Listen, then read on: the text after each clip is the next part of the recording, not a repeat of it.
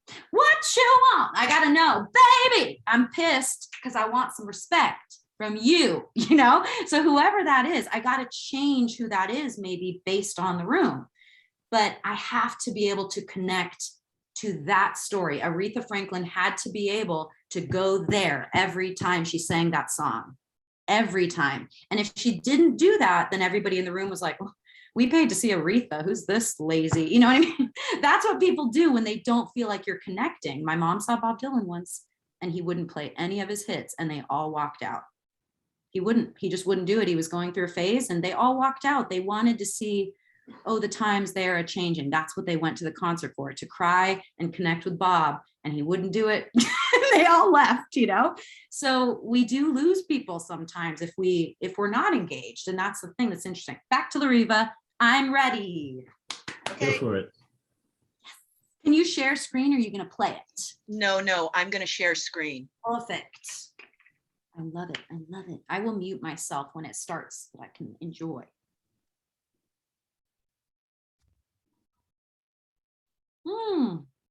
I'm not even good with all this Zoom stuff, with the sharing of the screens and things. There you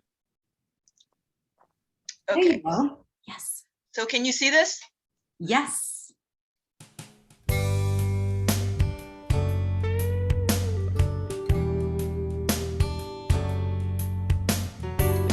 You have a great name.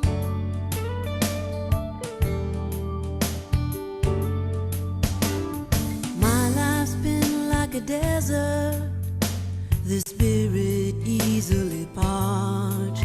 I've been listening through the silence and heat for the beating of a kindred heart. Are you my oasis? Can I trust your kiss? A pool of blue I can dive into. Is this what true love is?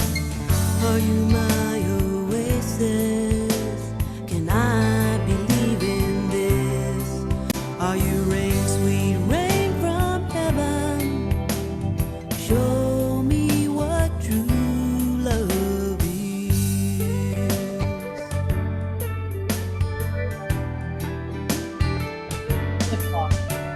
I've heard my share of promises. Can you follow through? I'm looking for a lover, not a mirage. Could that someone be you?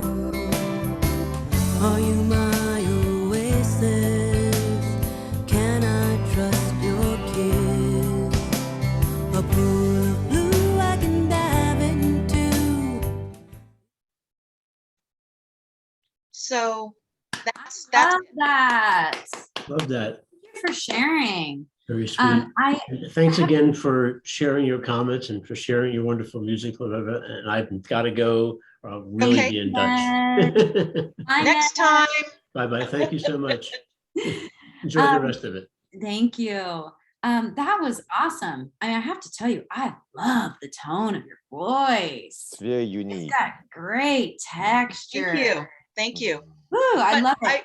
I feel like there's more there.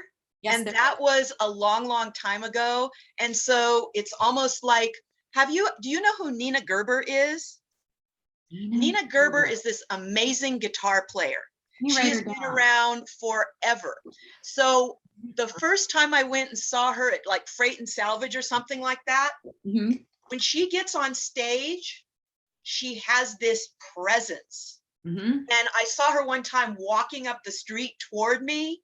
When you see Nina Gerber walking up the street, you step to the side because she is like, she's just got this attitude. I'm not saying that I want to have that attitude, but I just feel like who I'm becoming is totally different than who I was. So I've got to find out the right way to modulate my voice for who I've become. And sometimes that idea scares me a little bit.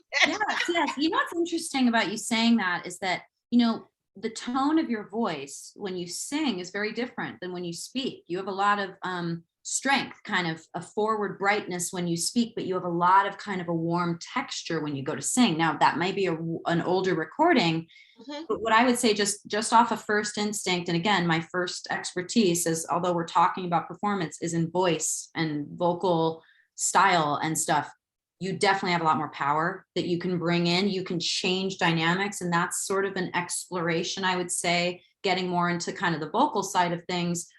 Thing about voice and singing and style is really that we can do so much. And yes, I am a voice teacher. This is not me trying to tote my teaching business, like come take lessons with me and I'll teach you everything, but you need to vocalize, right? Like the idea of strengthening your voice actually has to do with knowing what to do with it when you're not on stage, when you're not singing your songs, how you actually need to kind of work on certain sections of your range. Like as somebody who's always had a really big voice, but I sing very high, I've had to figure out how to balance my volume, to learn to belt higher and carry my falsetto lower and do certain things to play with the range, right? To figure out where my weaker spots are and learn to actually use my voice in a way to strengthen that stuff, you know? A lot of times the strength is actually in learning just dynamics. You know, I will reference somebody that I'm not even a fan of musically, but I think is one of the most gifted singers in the business right now, and that is Ariana Grande.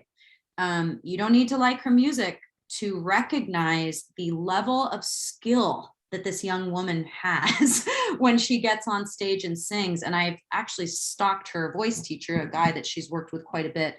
And his name is Aaron Hagen, I believe is his last name, but he talks in a lot of his videos about, if I could just get everyone to stop singing so loudly and to understand how to control their dynamics, that would be the main thing I teach every student. And I feel the same way as a voice teacher, because a lot, and this is what I think is great for you, Lariva, it's not always about going to 10. And what I think is so nice is that I can hear that you already understand that you understand that there's power in warmth and intimacy, and not in going like, and everyone knows it, and just taking us to a 10. You have the ability to control that stuff, but you also have the ability to build that stuff, you know?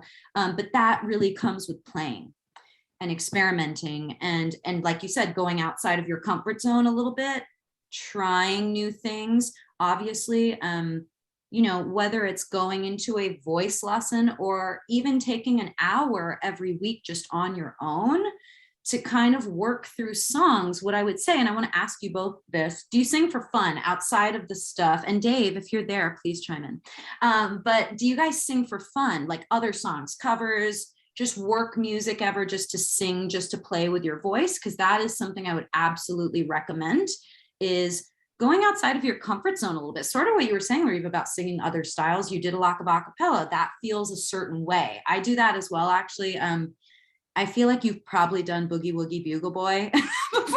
Actually, we haven't done that, but we've done Louis Jordan, Ain't Nobody Here But Us Chickens, and those same types of songs. Yeah, it's so different when you're singing, like when I do an Andrew Sisters style Christmas group, you know, and, you know, it's that same thing, right? Of like, if I'm like, don't sit under the apple tree with anybody else but me, and we're doing 3-part, we're all trying to balance, right? Hello, Andre.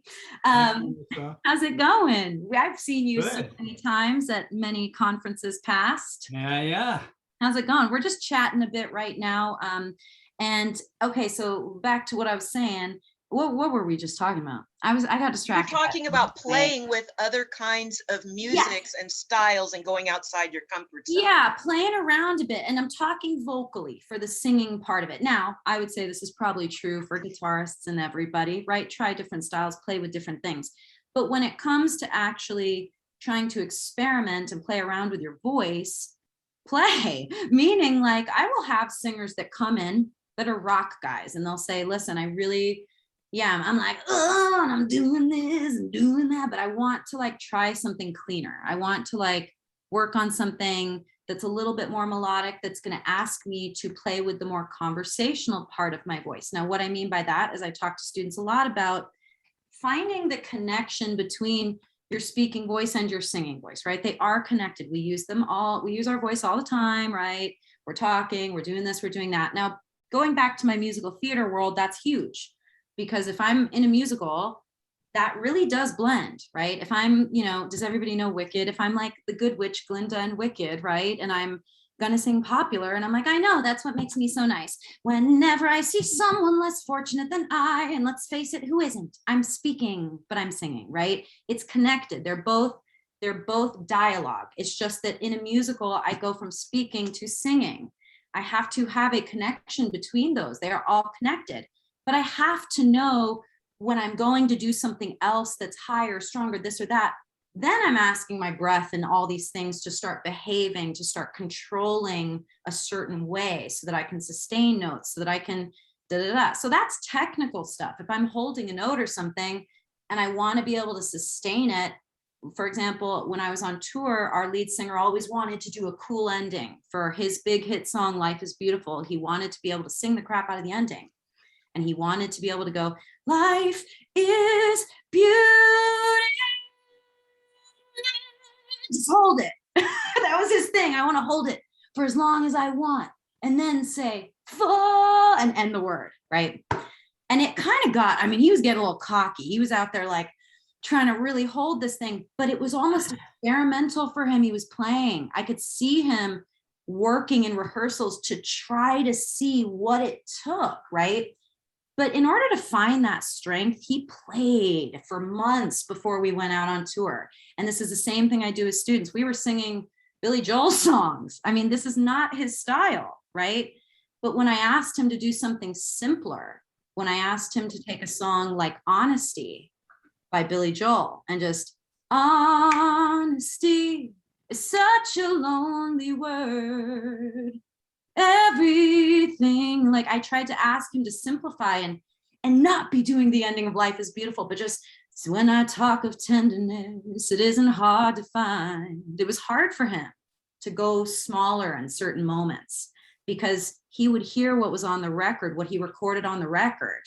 And he was trying to always recreate what was on the record. And I was pointing out to him, but there's like 6 of you in that section of the record. You can't be 6 people at once. You can't use all of your energy in each section. So it did become about really playing so that when he went to go sing his own songs, he was sort of able to take all these lessons from singing lots of different songs, right? Sometimes we can overwork certain material to the point where we're beating it to death and we're not actually experimenting and finding joy and playing. So when you're at home, when you're not out just doing I would encourage everybody to always be singing and playing with their voice. For me as a musician and as a vocal coach, that's been a huge part of my own understanding of style, is listening to other people and playing with my own anatomy of my own voice and my own. I love Celine Dion, right? Like I've always loved Celine Dion, but she's a very different singer than I. She is one of the most, in my opinion, powerful vocalists in the business, but she has a real understanding of dynamics. She speaks, she has such a lightness to her belt, to her falsetto. But when you listen to her sing, her version of big is different than a different singer's version of big or loud, right? Celine Dion can like, my, and that's like a belt for her. It doesn't have to like, my, right? She's like, my heart. It's a little bit lighter and she phonates things a certain way. That's her style, which is so different than if you listen to like a Christina Aguilera, who's like, you are beautiful, like that. People resonate sound in different places. They use their voice in different ways. You can find so much by singing along to Dolly Parton, singing along, and using that power of your ear as well, because that's a huge part of learning to use your voice, is by learning to use your ear and play around with sort of how you're actually using the muscles in your body to create things. And like I go back to the years and years that I was doing kind of a wedding band, which is kind of one of the things I want to do in Los Angeles, is start a corporate band, because I like singing covers, right? It was fun getting up and not even being the lead singer, but singing along to Bruno Mars songs. It used my energy. It had me having to do certain things with my voice, and it was changing styles per song. So having to go from like, oh, I want dance with somebody, and then have to go right on to like, there's a fire starting in my, like, how do I change what I'm asking my voice to do? How do I sort of tap into this other energy, you know, and figure out what it's asked? I mean, we would be on stage and literally another singer would look at me and go, oh my God, I'm tired. Can you take Living on a Prayer? It's just like, ooh, you know, that's kind of a hard song to just jump right into. But that's sort of what I'm talking about. You know, how do you phone in? Yes. One example that I have of that is that when Katie Lang first came out, she would sing like one way, which was kind of like cowgirl, kind of like put on my boots and chaps and stuff like that. But then I worked at the Paramount Theater because I would run shows there. So I got a chance to see 450 shows of anyone who could fill a venue with 3,000 people. Right. So Katie Lang came to this beautiful Art Deco masterpiece of a theater with amazing acoustics. And when she sang, I was like, who the hell is that? Because have you heard her? If you don't know, do you know Katie Lang, JD? Definitely look her up because her voice. Her voice now, she's like somebody else. She sang an acoustic. My favorite performance I've ever seen of her was Tony Bennett Loves Her. And I don't know if you know this, but Tony Bennett and she have duetted for many. Well, I know why, because she's like transformed herself into this chanteuse who's like got this most amazing, beautiful voice. And who would have known that based on hearing her at the very beginning of her career? Absolutely. And it's totally what we're discussing here. It's this idea that she and similar to like kind of Lady Gaga, who also was doing the jazz thing with Tony, but Katie Lang is really somebody who has exquisite control. She really has she's transformed her style, but she's so physically connected to her breath. And that's the thing that I will say is really clear when you watch somebody like her. A lot of times, and I do want to say that about singing, I would say like 9 times out of 10 with most singers that I work with, it doesn't really matter the issue we're trying to address. The problem usually relates to breath and where it's coming from or where it's not moving, right? So say like going back to the student of mine, I have a young student, she's 19 now. And she said, the last time I got on stage, I went to sing and it was like my throat just closed up. So her throat might be closing up, but why does that create an issue? Because her breath is no longer moving, right? It's actually a breath issue. It's that she's stopping her breath from finding freedom. When you watch a singer like Katie Lang, you can really feel that there's no struggle there. She really understands that your breath sort of comes in and conversationally comes out. She's very connected to the movement of her diction and her words. So when she performed with Tony Bennett at his Unplugged, you know, they did a song called Moonglow together, and it's so small. And she's like, there must have been moon. Like you can feel her going, moonglow. Like you can feel each of release, and it's always connected to some, like she's letting that S go. Very similar to the musician I was talking about, Emily King, not a loud voice, but when she does something big, the audience really responds because she's so sort of subdued but her energy is vibrant. It's just not very loud. It's very controlled.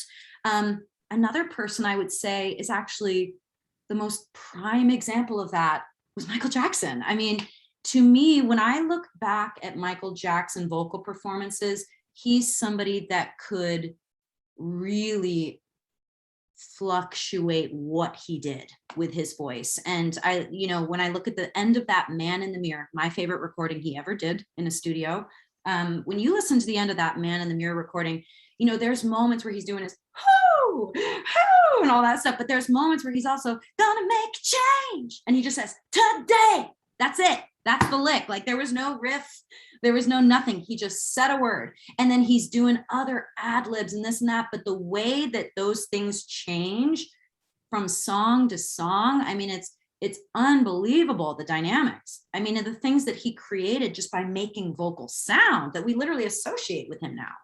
You know, there's another singer, a teacher, you guys are on Instagram, I would follow him. His name is Steve Mackey. He works with J-Lo. He works with everybody in Hollywood. He's a very, very famous voice teacher, and his voice is exceptional. But he always says that in videos, you know, singing and performing is made up of just all the sounds, anything you've ever heard come out of anyone. Those are just the things that we do on stage. So, you know, going back to Rammstein, do it's like, it's not pretty, you know, things that Michael Jackson did, whatever. It's ad libs, it's sound, it's emotion, it's primal. I mean, that's how our voices originate. It's primal instinct. We do things because we feel things. If Neil Diamond, oh my gosh, Neil Diamond's big thing that he used to do was, huh! He would go, huh, to people.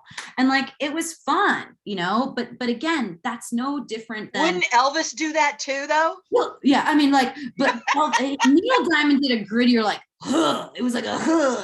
Elvis was going, huh. Yeah, the sexy huh. Yeah, but that's what I'm talking about. It's like, that's the thing, as I listen to those singers and you realize like, but it's the pressure. It's how, you know, if you listen to Michael Jackson recordings and you feel like gonna make change, like every time he says the word change, it's the action of that CH. It's actually feeling that he really truly means it. He's not trying to sing pretty. He's trying to actually say something, right? So sometimes it's not about being pretty, it's about saying something. Another story I have from that is being in a workshop with a great singer named Sam Harris. If you don't know who Sam Harris is, look up Sam Harris singing Somewhere Over the Rainbow. He was the first guy to like ever win Star Search. And I was in a class with him years ago, and same sort of thing. Like, you know, he was the guy that was like, you're not being truthful with what you're saying though. He was actually the one that was saying that to me in a class, was like, you need to learn, like he's saying Somewhere Over the Rainbow and he sort of changed the meaning of it. When you watch this video, the reason he won Star Search was because he did this sort of famous thing where he was like, you know, then why, oh why? And he's on the last line, can't I? And he went, can't I? Like goes up to this crazy note, right? And you watch him do it and you literally watch him watch his hand go, why can't I? And like really fucking ask God in that moment, why can't I? Like totally different than Judy Garland. Totally different. Not at all that sweet, why, oh, why can't I? He made it seem like a desperate question.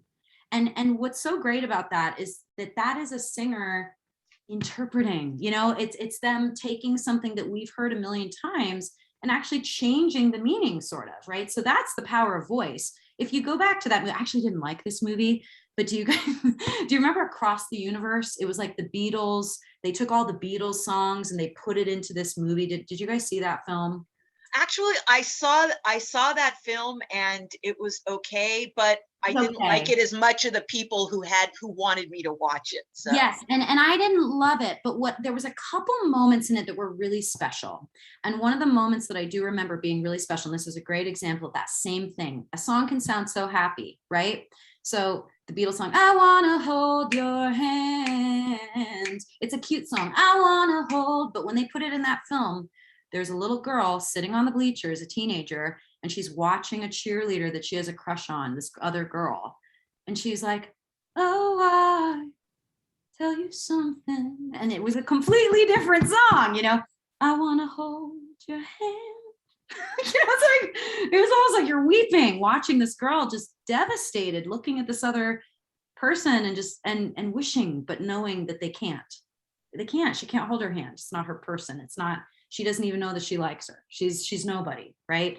So you can take something, and that's sort of the power of your voice, is like you get to actually be the one who interprets how it comes out and how people hear it. And so that's really important, because if you think about that, it puts so much power in your hands, because then it's actually you trying to figure out how you do that, how you say things, you, JD, not that guy or that guy, but you, you know, and nobody can do it like you. There's only one of you.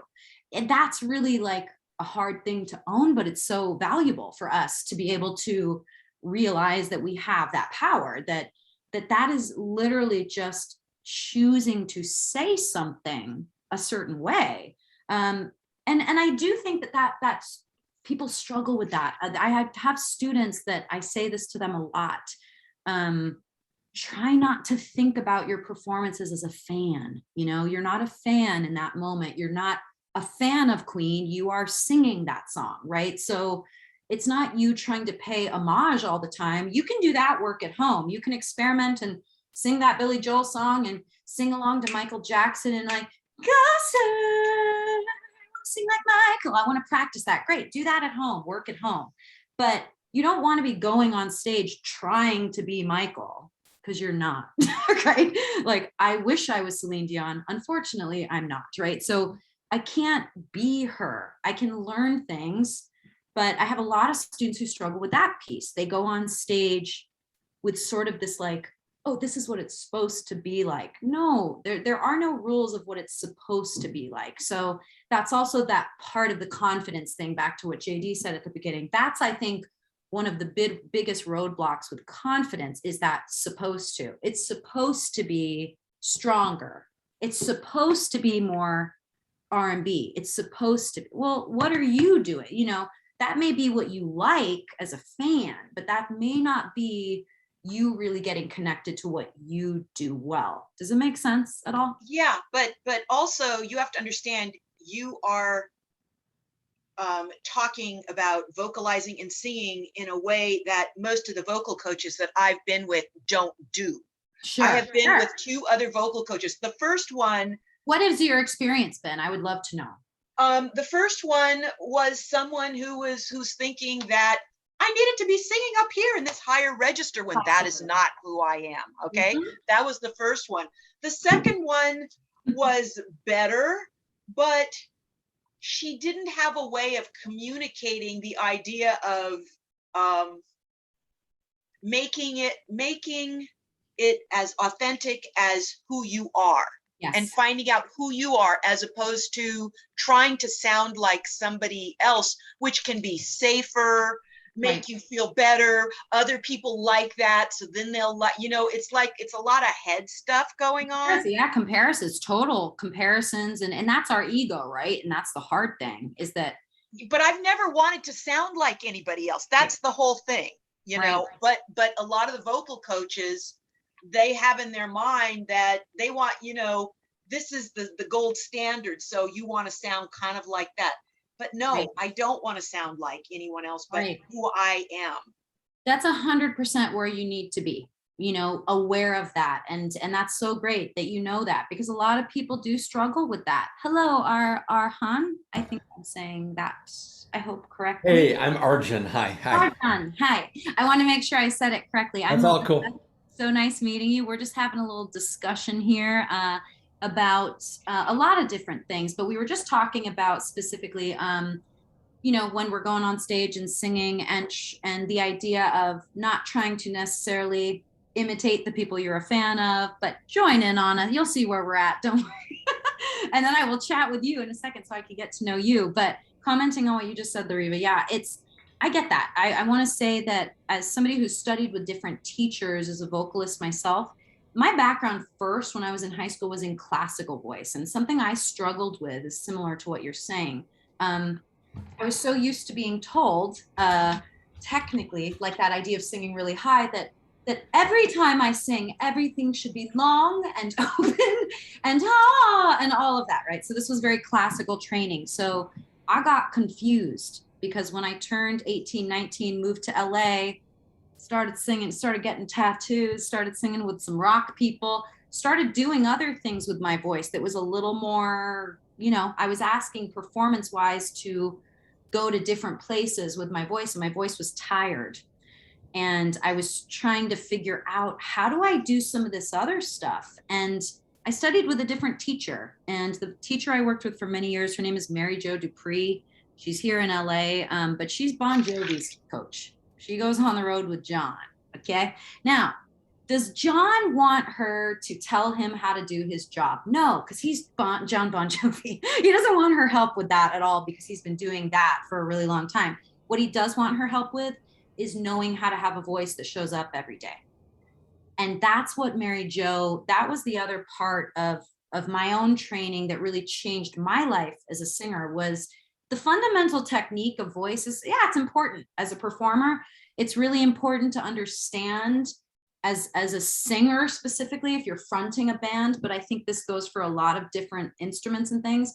You know, yeah, you got to know kind of what your body needs, all that kind of stuff. But the thing is, it's also the before and after, right? So when it comes to just voice, and I'm going to go kind of vocal here for a second, when it comes to your style, you got to know what your voice needs to get into it and how to recover. But in general, voices all our voices are the same in the sense that it's a muscle that gets worked, that sometimes gets puffy, that sometimes gets tired, that needs calm down care. So that's like a whole other discussion in vocal technique, but like you're discovering kind of how your voice reacts to the work you do is really important.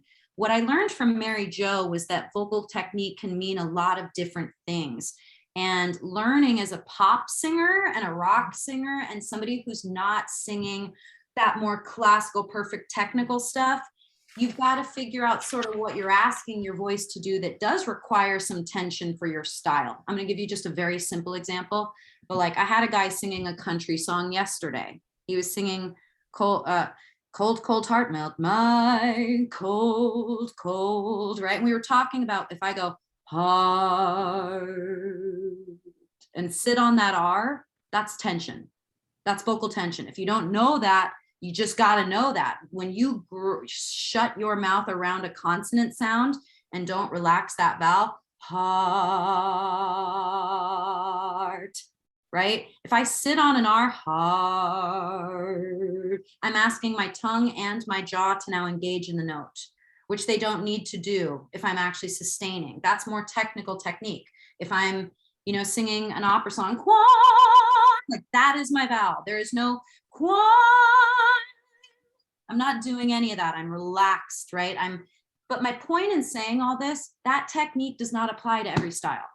So I was confused, kind of like you were saying. She wanted me to sing up in this register, I was being asked to do stuff that didn't actually relate to what I wanted to do. Like, what if I want to go on stage and like, come together? What if I want to do that?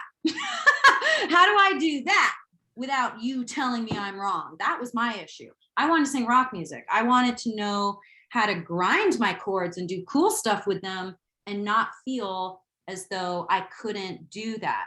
But what I've found as a coach and as a performer myself is going back to my friend Jacoby from Papa Roach. If you don't have a routine around what you're asking your voice to do on stage, yeah, you have the risk of hurting yourself just being physically tired too. Like performers' backs go out. I mean, stuff happens. Your voice itself is activated by support in the lower body, by how you're anchoring your tailbone, by how your ribs are expanding, by your awareness of space. I will always reference Adam Lambert here. If you want to see a pro rock singer, pop singer, really be in command over every high note and every transition, he's the one to watch. Watch that tongue. It's relaxed. Everything is chill. But again, we just got to know style-wise, like where our tensions come in. If I'm going to sing certain things night after night, if I'm going to ask my voice to do certain things night after night, I sort of need to know what that's requiring of me. So great example, I knew a girl that I reference this musical because it's very hard, but she did Wicked. Does everybody know Wicked at all?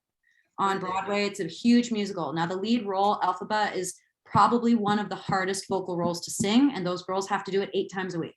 It's a 3-hour-long show, okay? So, and what it's asking them to do is sit in this very forward, attacky, bright musical theater position for hours, you know? So it's really, really hard. But if I were to do that, and that was my job every night, I sort of also have to understand that my life now has to revolve around what that's asking me to do. I heard her go on a podcast once, and she said, my diet changed, my physical routine changed. What I had to do every day just to take care of my body changed in order to go on stage every night, fly in act 1 and so if you care to find me and do all this and and like be that singer. She had to literally be able to engage her chords that way every night. So she couldn't do this during the day. So she couldn't go to that bar afternoon drink with friends, because you know what I mean? Like, this is actually the reality for people that are at that Celine Dion level, that are selling out shows at the Coliseum. Their life revolves around that as a singer, like Just like a 100%. vocal athlete. It's a vocal athlete 100%. Vocal Now, athlete. that changes, right? So maybe once she left Wicked and she went off stage for 6 months, she got to take a break from that routine. She got caught up in a new show. She had to rearrange the routine based on that, right? So just like, go ahead. So I have a question. So in regard to what you're talking about, one of the techniques that I've learned is the speech level singing technique, the Seth Riggs stuff. Yes, yes, And yes. and you know, bubbling, and then finding vowels that can carry certain tones that other you can't. You might change something to an Right, yes. because that vowel works at that register. Is speech level singing still regarded as like a good thing? I kind of heard that it was debunked, and maybe there's other, like, what's the hottest? Is there something that you recommend in particular? You know what I would say about speech level singing, and this is the thing I've always said about it. It's funny to me, and this is not a bad thing for him, but it's funny to me that he got so famous teaching that, because speech level singing to me is what contemporary musical theater teaches every day. And this is sort of what I'm talking about, right? So if I'm in Hamilton, you know, if I'm like if I'm singing, but I'm rapping, that sort of is speech level singing. It shows up at different places.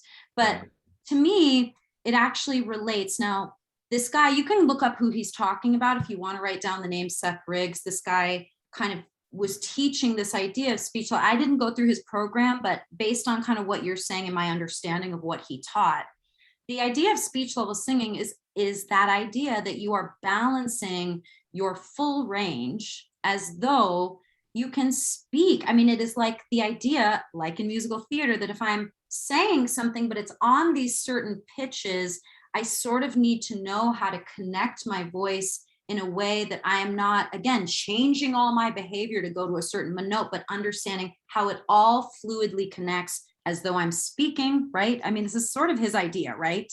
Yeah, I suppose theoretically, I mean, to me, the exercises, I studied with Katie Gathorn. I don't know if you know that, the voice studio in San Francisco. Yeah, And I so might have heard the name, but I don't know. the actual exercise is bubbling. I mean, I think so. As opposed to sort of the description of what it is, it's more the exercises. And another thing is lowering your larynx as you sing. Instead of trying to sing up here, you're trying to sing up here. And so you're trying to find more anchor, yes. So you're literally physically lowering your larynx. Literally, you're trying to get because your larynx stays low when you're talking, and you're not kind of taking it up here, but you're kind of keeping it here at a speech level when you're singing challenging notes. And the idea is that, and you're of course crossing to the what's the word I'm looking for? The high voice. That would falsetto, yes. Crossing the falsetto, and the idea, people get up out of their seats and cheer when you're in that high range. That's right. Or when you're in the low range, when you do extreme things. And so, how do you get your voice to operate and not lose your voice, as you were saying, when you're doing those more challenging low and high things? So it's that's what I think of as speech level singing. Yeah, the thing that I would say in response to that is this is all connected, right? So we all have different names for it. He calls it speech level singing, right?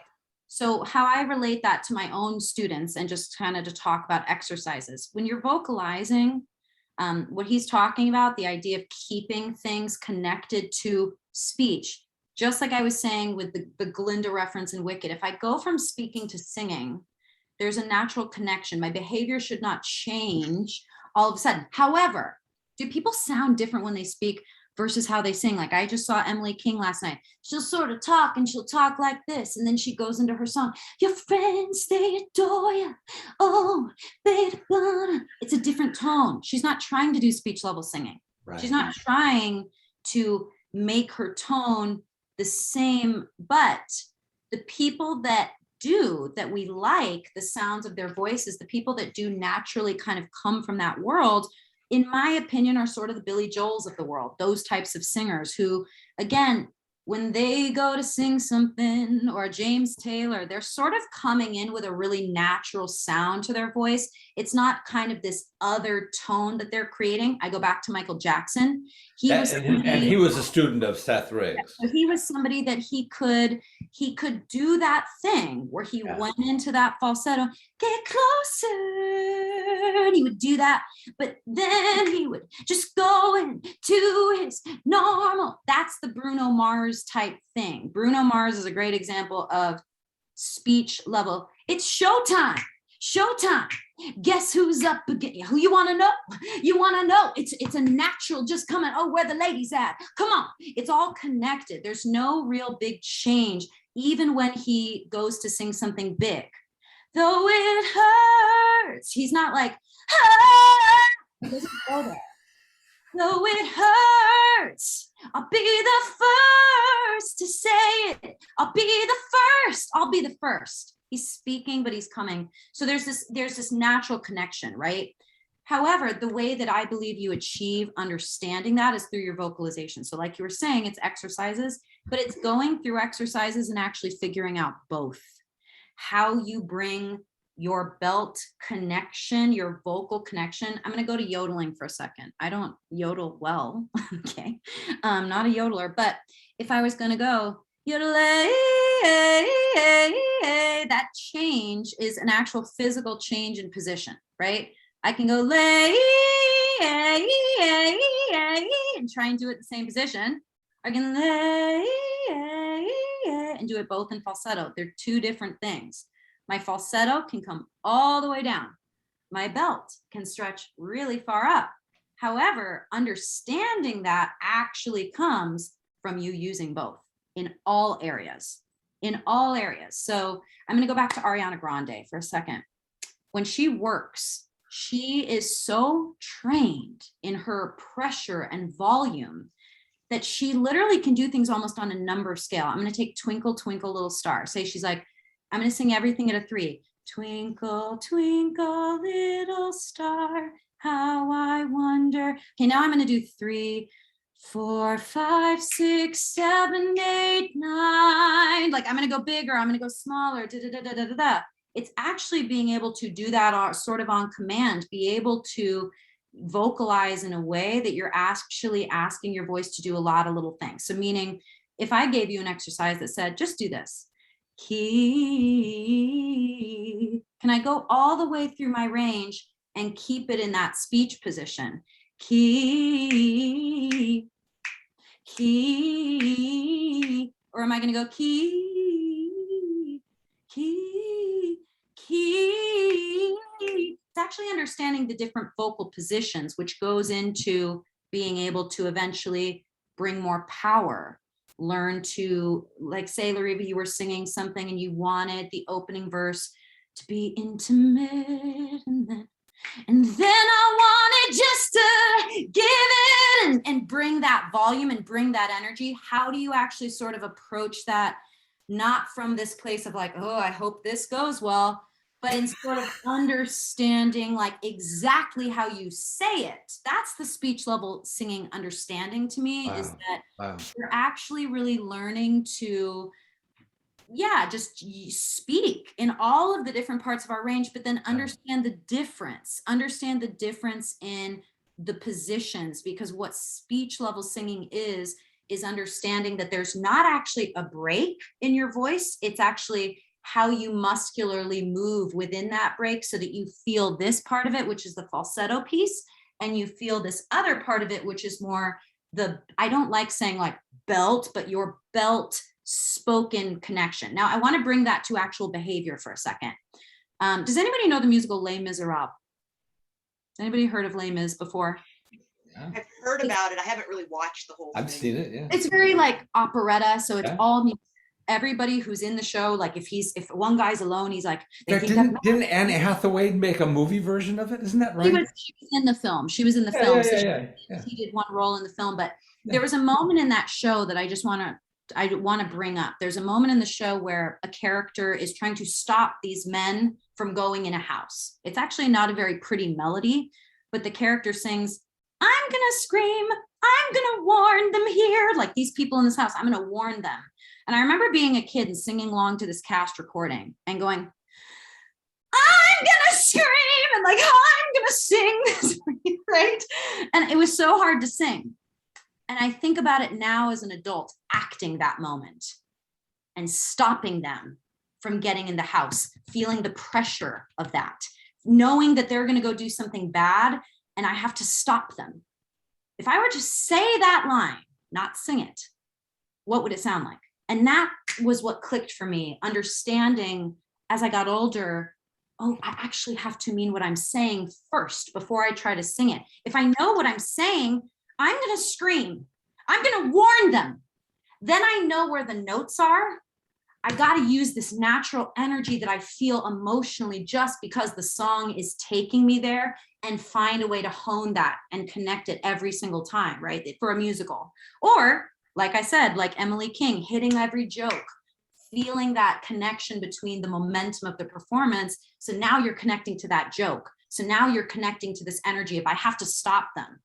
Right. So if that's what I need to feel, if I'm Anne Hathaway or whatever, and I'm in that scene, it's not about, let me hit these notes. It's actually feeling that adrenaline. I'm going to scream. No, I'm going to warn them. No, do not go in there. I have to actually feel it. If I don't feel that, then I can't naturally get to that position. So I'm going to go to a pop song. Freedom. I'm going to say it again. Freedom, freedom.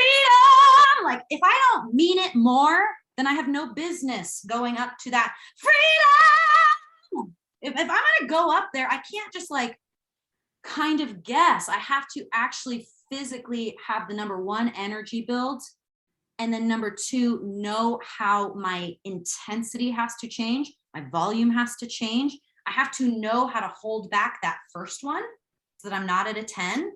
So I'm maybe at like a 6, like 5, right? Like this is the kind of stuff that to me, it comes with seasoning. It comes with, oh my gosh, being on stage. There was one time I had to do a wedding band gig and I was so tired. My flight was delayed, and singing. I oversang Rolling in the Deep and my voice felt like crap after one song, And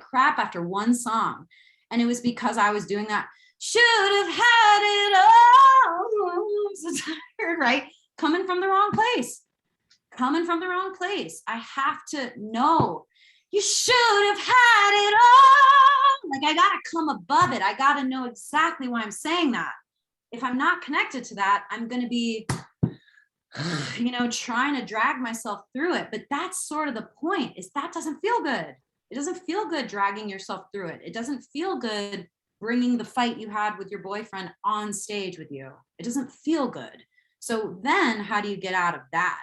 And I want to comment on that. Oh my God, our time's almost over, but I want to comment on that. There's things that we can do, there's things that we can physically do. And I would say, I don't know if you guys do any weird stuff like this, but definitely get connected to how you physically psych yourself in as opposed to out.